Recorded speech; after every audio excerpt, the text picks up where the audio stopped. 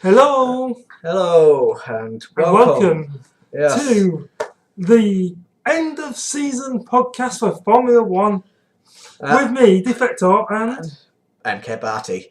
So yeah, thank you for joining us. And well, let's see. We've got the quick fire round coming up first. So here we go. Legend Hamilton gets the royal treatment from Prince Harry. Legendary British Formula One driver Sir Sterling Moss said to our newest British champion, "I say, well done, old boy." McLaren and Force India fights for fifth place for the second season in a row. McLaren wins it again, you know. Yep, McLaren won again. Vettel tries to predict the season of wars. Ricciardo doesn't get the memo. F1 drivers now return to their lives after a grueling F1 season. Rosberg gets married during the season. So, where was his memo? Yeah, where was his memo, you see? And finally, Lotus looks at the fun side of the season with if the E22 could tweet section on their website. We'll put a link to this thing in the description below. Yes, it's well worth a read. Yeah, we had to go giggle at it. Yeah, we certainly did.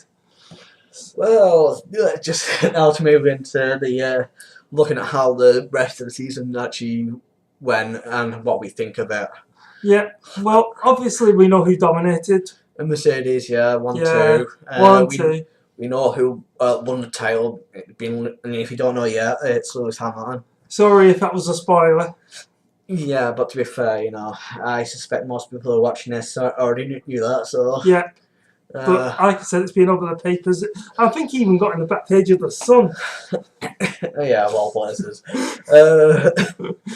Yeah, and, well, Ricciardo obviously came third. Yeah, that's why we asked, where's the memo? Yeah.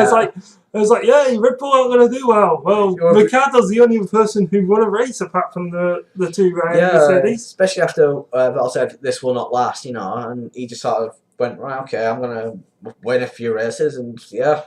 Like, what the hell?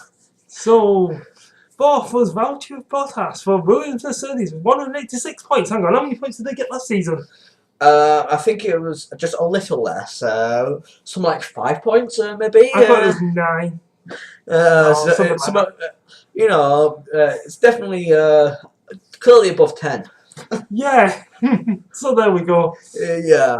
I was like, if Lewis Hamilton if he got passed by Williams, at least he wouldn't have said, I just got passed by Williams. But there is one thing that has come up fairly recently after the season got ended that people want to talk about, and that's about the 5th and 6th place drivers, Vettel and Alonso. Yeah. The fact of where they came, people are speculating that that's due to a clause in the contract that says, oh, if they don't perform this well, they can leave. I'm only saying speculation because I don't know if it's actually certain because haven't double checked this to see whether it's actually true. But I've heard a few people talk about it. And it's interesting that both are leaving as well. Yeah, Vettel to a Ferrari, and I didn't actually bother checking where for definite where Alonso's going, but it is definitely highly suggested that it's to McLaren. But we'll have the details in our pre-season. Yeah, we'll go through it properly there. Yeah. This is why we haven't looked at why neither of us have really looked into it because we don't need to just yet. But to be fair, the fact they came 5th and 6th does not mean they've had bad seasons as such. It might be bad season for them, but they still got decent points throughout the whole season. Yeah, they were still up there and well, at least helping the team to challenge for the positions they got overall. So, and you know, for Ferrari, Alonso was the more successful driver. So, yes, compared to Kimi, who only got 55 points, which placed him 12th. Yes, that's true. So, yeah. So, he didn't have a bad season, even if other people think, in my opinion anyway. Well, for him, sure, that'll be a bad season, but to be fair, I don't think the Ferrari was doing well anyway. Yeah, so... I mean, just one thing though, while we're on Alonso, was in the last race of the season, Caterham had that new boy. Yeah. And he went past him, and then the new boy basically went past. He was like, why is the Caterham still passing me? It's a new boy. It's a new boy. Yeah. Yeah, that was quite good. Yeah. Yeah. Just having mourning about it, like yeah, it's a new boy. Like, but you know, it's just quite funny to see the new boy just take him over. Yeah, or try to. Yeah. And did he get passed by Kobayashi as well sometime in the? Or was that? I'm not certain actually. Or was that the other Ferrari? I know one of them did. I'm not certain. Yeah. I didn't really pay that much attention to that as much as I probably should have done. Yeah, but Kobayashi, I think it was the first or second race, did a famous overtake over a Ferrari, and that was quite funny as well. Yeah. Yeah. Oh. Yeah, so there's been some other good drivers do pretty damn well during the season anyway as well. Yeah. There was Felipe Massa also doing really well. Yeah. Williams finally starting to gain some a podium for the final rest of the season. Yeah. He did, and I mean, and it was Williams' first double podium in, I think they said since 2005 or thereabouts. Yeah, in the last race when they came second and third. Yeah. Which was really good going by them, and yeah, I'm hoping that the Williams will basically actually use this as a stepping stone to actually move on and do better things next year. Oh yeah, definitely, and we've also got Jenson Button coming just behind him. Yeah, well, apparently Jenson Button was the one that secured fifth for McLaren. Well, you given in the last race with the double points. Given how many points he did earn, it's not surprising. Yes. Yeah. 126. And we've got the Force Indias coming up at behind them, and well, they didn't do badly. It's just they were obviously challenging for fifth place, didn't get it. So yeah, at one point there was like 5 or 10 points between. Yeah, them. I think Williams and Ferrari were in a similar situation, but about mid-season that was the case, and obviously Williams went on ahead and just earned over 100 points more than Ferrari. So but to be fair, last race obviously helped. But anyway, but I have to say though, Force India, solid season. Yeah, that was a solid season. They might want to try and go on and improve, but doesn't every team? But constantly getting sixth, it's still decent money coming in, and should be able to keep moving forward with that. Now I would say that Kimi Räikkönen's the first of the major disappointments of the season. Yeah, that was. He would, especially going back to a team that he's already been involved with. You would expect him to do better than he did. Even new boy Kevin Magnussen got equal points with him. Yeah. Granted, quite a good chunk of that points, well, at least a chunk of that points came from the first race of the season, I believe. Yeah. Finishing second after, was it one of the... It was Daniel Ricciardo. Yeah, his disqualification from that race. Yeah, it was a shame for him. Yeah. But, you know, he went on and showed that how good the Red Bull was throughout the rest of the season. Yeah, it was also disappointing for Lewis Hamilton in that race as well, to be fair, because he also didn't gain any points out of that. Yeah, did he crash out? You know, honestly, I don't remember. All I remember is he didn't earn any points. Rosberg won it, and, well, that's kind of the start of the whole thing. Like I said, the friends are enemies campaign. Yeah. Between the two teammates. Yeah. Apparently everything's settled down now. That's what the reports are saying, and they're back to being friends. Well, yeah, it's kind of had a heated competition, you know. It's always been a put tension between two friends. Well, we know all about that through other things. Football. Yes. But never mind that. No point talking about that during this one. Well, first of the new boys in 11th. Yeah. Kevin Magnussen. Yes. With 55 points. On par with Kimi Räikkönen. Yes, we've already established that, just so you know. Yes, true. So, John-Eric Byrne. Yeah, kind of like one of the first team disappointments, I feel. Because you'd expect Toro Rosso to actually do better than he did. Yeah. But that's because Ricardo leave, whether it's down to that or some tension between John Riverne and the team, because he don't feel like he's very well treated by the Rebel program, because he is leaving now. Leaving the team now. Yeah. And his teammate Daniel Kvyat is going up to Rebel, but even though he earned less points, he earned 14 less points than him, but he's the one who's given the nod.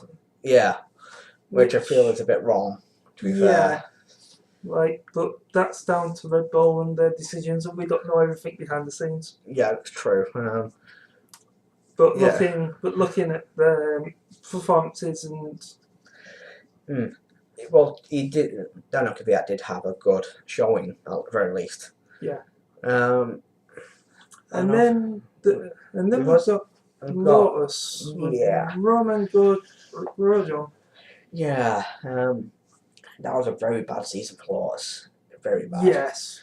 You're kind of hoping now the team would actually sort itself out during the second half of the season, to be fair. But nothing ever happened. It's a bit of a shame. Well, to be fair though, in the last two races, they started showing a little bit of pace. Yeah, once they finally got through the issues. Yeah, but it was too late, and they couldn't really do much. Well, yeah, with Pastor Maldonado only earning 2 points this season. Yeah. Joined with Gilles Bianchi.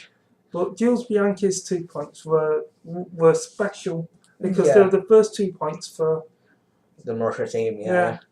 But we'll go into what's happening with Mercer a little bit later. Yes. And then we got the Sabres.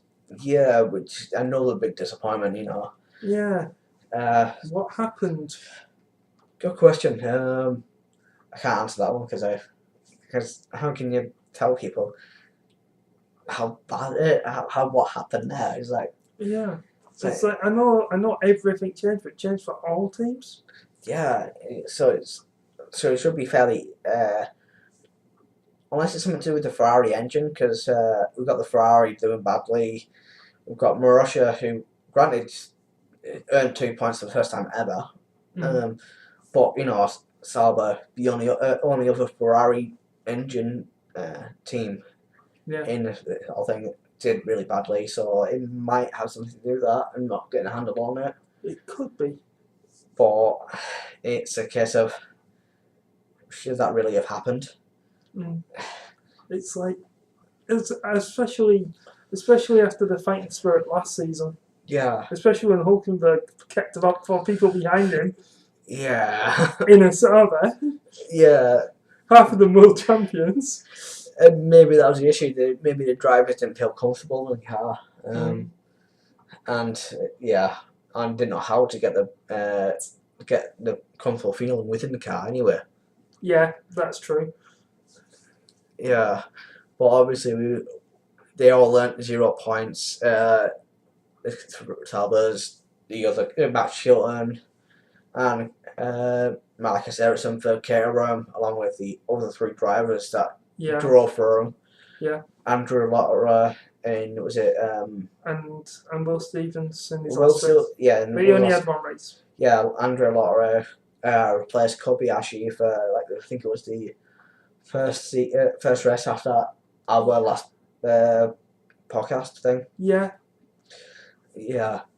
All learning 0 points, which, to be fair, not surprising, to be fair, for them at least. But I would have liked to see them earn points, especially after what we said at the beginning of the season. Yeah.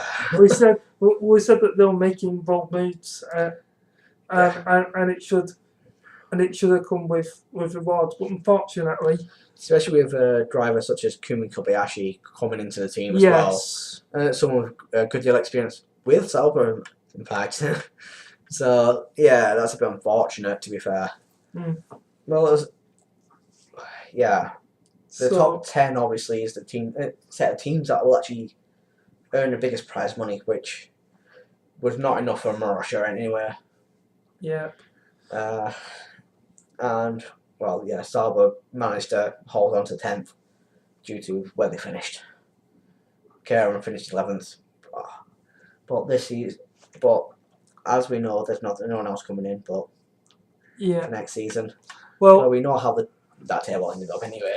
Yeah, and just because we've been talking about drivers, Daniel Kvyat tweeted, he's always thinking about Jules, because Jules Bianchi apparently no longer in artificial coma and he's breathing unaided, so that's good news after these head injuries. Just in case anyone's unaware, Jules Bianchi had a really big accident in Japan. He hit, I believe he hit wasn't it one of those Caterpillar big trucks? A JCB. A JCB, yeah. Yeah, he went plough straight into it because it suggested that he didn't slow down sufficiently. Yeah.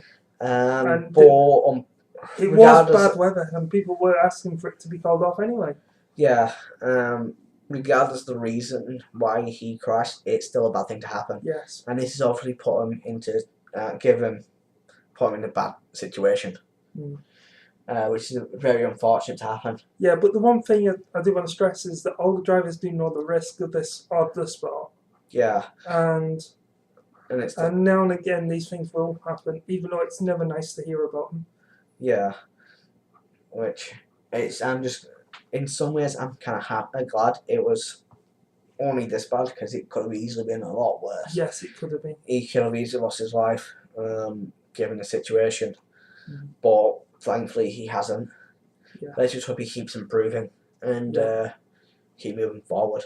Yes. But this seemed to come just before the whole issue with them going to administration, to be fair. Yes, it did.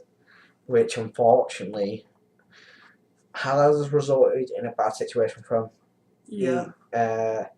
Despite the 2 points which he earned, which gives him a good deal of money for this end of the season, they unfortunately ended administration in October, and officially they stopped. The corporation stopped trading on the stock market and stuff like that, and it's just they did attempt to get to the final race in Abu Dhabi, as we know, but they failed. Didn't get enough money up.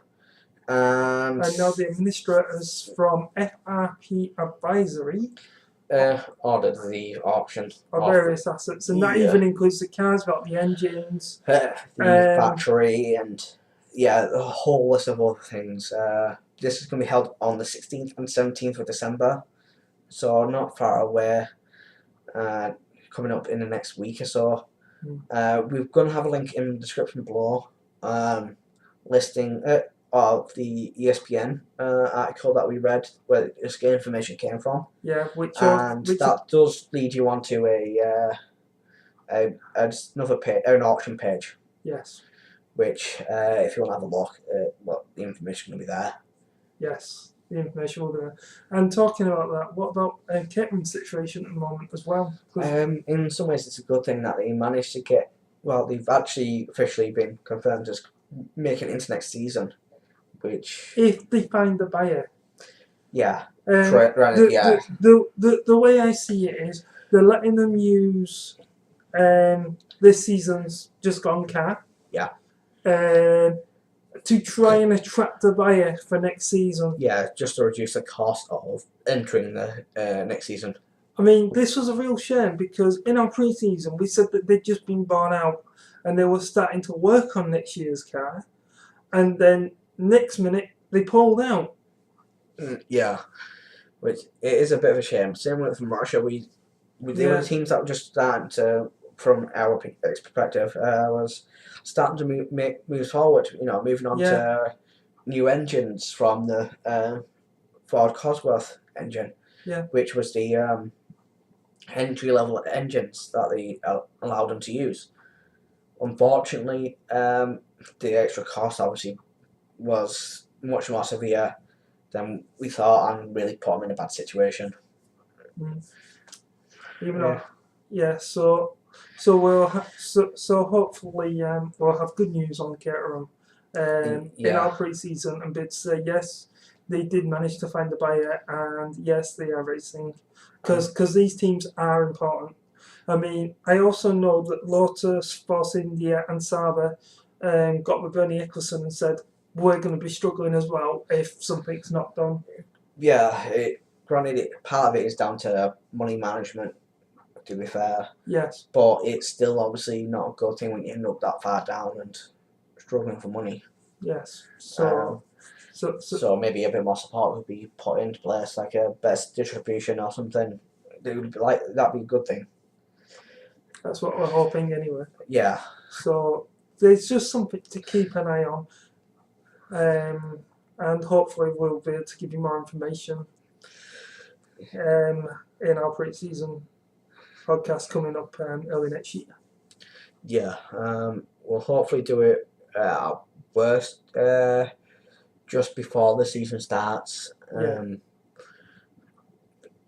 Hopefully at worst within a week of it starting, like we did last year. And I think the main reason that will happen is because of due to teams not confirming who the drivers were. You were kind of, there was like I think it might have been either Marussia or Caterham hadn't announced one of the drivers. No, I think it was Caterham because Marussia kept their drivers. Oh yeah, good point. Yeah. And I think there was one other team as well. I think there were two teams that were just. Yeah, and we're just waiting on that, but we couldn't hold off any longer, so we obviously had to do it. Yes. Hopefully the same situation won't happen for next season, so hopefully we'll get out sooner. Yeah. But like I said, but we do want to stress that the lower end teams are important to the sport as well as the ones that win the championships. Yeah, just to point out how important they can be. Some of the bigger drivers in the sport have come from smaller teams. The two biggest ones in recent history is Mark Webber, and Fernando Alonso. They both drove the Minardi back when they were still around. Well, they kind of still are around because they're Toro Rosso these days. Well, at least that's what they've been developed into. So they were important. So small teams are important at finding new talent, especially if they can show how good they are at those teams. Yes. But unfortunately, it's due to the situations they're not always able to keep the same drivers. Yeah. So we'll see. So we'll see what happens next season. This has been a good season, an interesting season. Yeah. And obviously at the top we've had the rivalry between friends, which has made an interesting story. Yeah. At the bottom we've had, unfortunately, the bad news. Yeah. But overall, we've had some massive improvements from some teams. Some really teams kind of really falling down slippery slope into a bad situation. Yeah. It's just all over the place as to what, with the kind of roller coaster of emotions in ways. So yeah. So that's all we've got for you today, and we hope you enjoyed this podcast. Yeah, and we'll hope to see you in the pre-season. Yeah. Bye.